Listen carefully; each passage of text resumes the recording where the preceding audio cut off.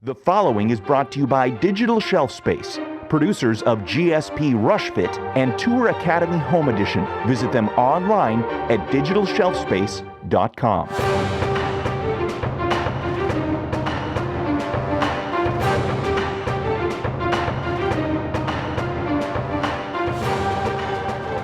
Welcome to Cambridge House Live. I'm Vanessa Collette at the Toronto Resource Investment Conference. I'm joined by Mickey Fulp, the mercenary geologist. Mickey, welcome. It's great to have you here. It's great to be here. Thanks, Vanessa. Mickey, why don't we start out just by having a discussion on, the markets. How are things out there? Well, the major markets, unbelievably, are still cranking along. We'll see what happens when the next Fed report comes out. Junior markets are looking a little better.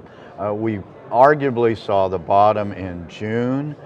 With a nice rebound in July on the Toronto Venture Index. August was relatively flat.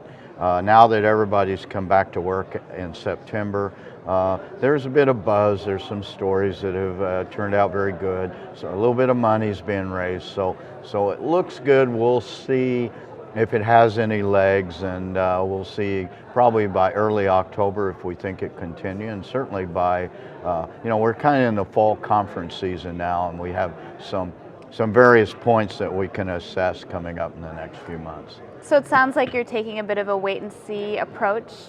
Yeah, I guess you would call it that.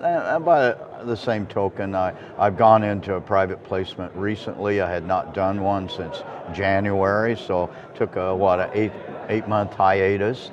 So that will tell you I'm becoming a little bit more active in the market. And I've had some stocks that I've taken profits on during the summer, basically in order to buy some low flyers that are way undervalued and do that on stink bid. So doing a little bit in the market right now. Now, Mickey, you've said that you believe silver has gone up too fast and is overvalued. Why is that?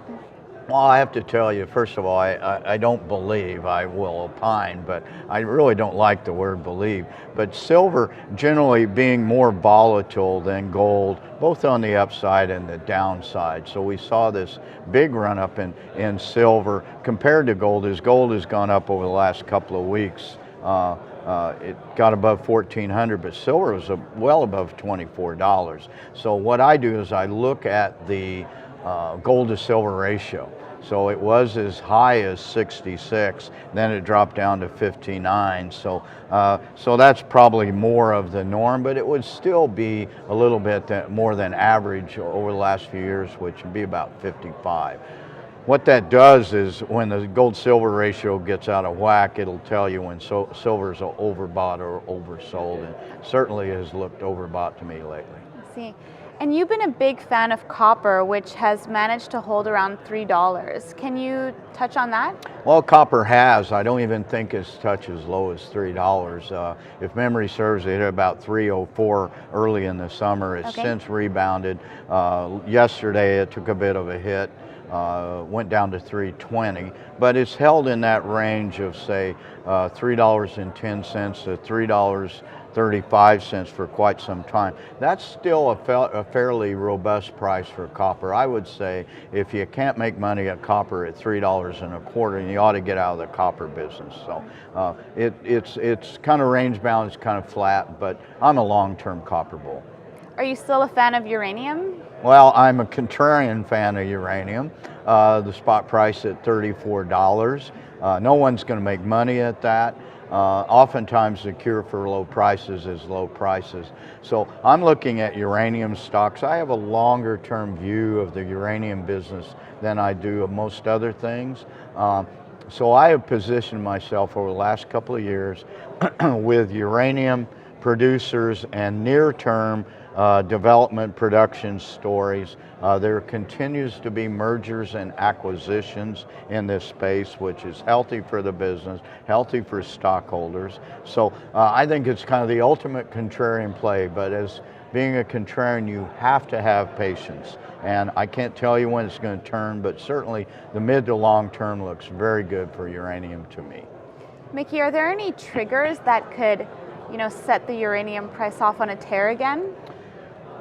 More use, Japanese reactors coming back online. We now have 49 of 50 that are offline. It looks like it's going to be a relatively long process before they do come, but we've come back online, but we've taken about 10% of the demand off the market. So I think the low prices will become catalysts, because when mines quit making money, they'll shut down, and with a supply crunch on uranium, then price goes up and everybody's happy. Interesting.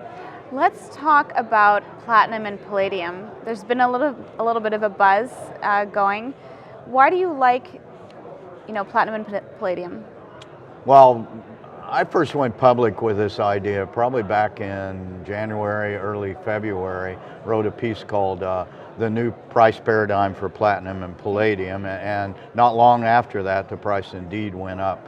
The average cost of production of platinum per ounce in South Africa is $1,600 an ounce. It produces 75% of the world's supply of platinum. So if mines aren't making money, they will continue to shut down. They will continue to reduce production, because for every ounce they're losing money. You also have the geopolitical situation with constant labor unrest in South Africa. So I look at the South African platinum industry much the same as their gold industry was 15 years ago when production started going down. Palladium, on the other hand, is essential for catalysts in automobiles, and as China builds more automobiles and the U.S. economy improves and we sell more automobiles, that's up for palladium demand. Sounds like you're very bullish there. I am very bullish on platinum and palladium. I just wish I could find a good platinum and palladium company to invest in. I'm unwilling to take the geopolitical risk. South Africa, I have found nothing so far in North America that really intrigues me. Now let's just talk about gold. You have been looking at the gold to WTI ratio. Why is that relevant, and can you explain what that is to our audience? It's a ratio that I've known about, and we just started adding it to our radio series, the monthly market review. What it does, it tells, once again, when oil gets overbought or oversold, because gold will generally maintain its purchasing power. For instance, in 1950, an ounce of gold at $35 an ounce would buy you almost 12 barrels of oil at $3 a barrel. Today, I don't have the numbers, but let's use $1,400 for gold or $1,300 for gold and $108, $110 for WTI. It'll buy you about 13 barrels of oil. So that tells you that gold retains its purchasing power, number one. And then we use that as an indication when gold or oil are overbought or oversold, much the same way we use the gold-silver ratio. Interesting. Do you think investors should start buying, in the junior sector now and accumulating? Well, and that's what I've been doing. I'm constantly buying, but I'm a contrarian, so I buy fundamentally strong stocks that I think can weather this storm at discount prices. So it's like going to Walmart. You go to Walmart and you want to buy things on sale. You don't go to Walmart and buy at the top dollar, you wait till sale. So stocks are on sale right now. Unfortunately, people tend to buy in the stock market when things are high and it's basically greed, fear, and panic that drives those sort of emotions. You need to trade in the stock market without emotion, and you want to buy when things are on sale. Well, it was great having you here today, Mickey. Look forward to speaking with you again soon. Okay, thanks a lot, Vanessa. Thank you.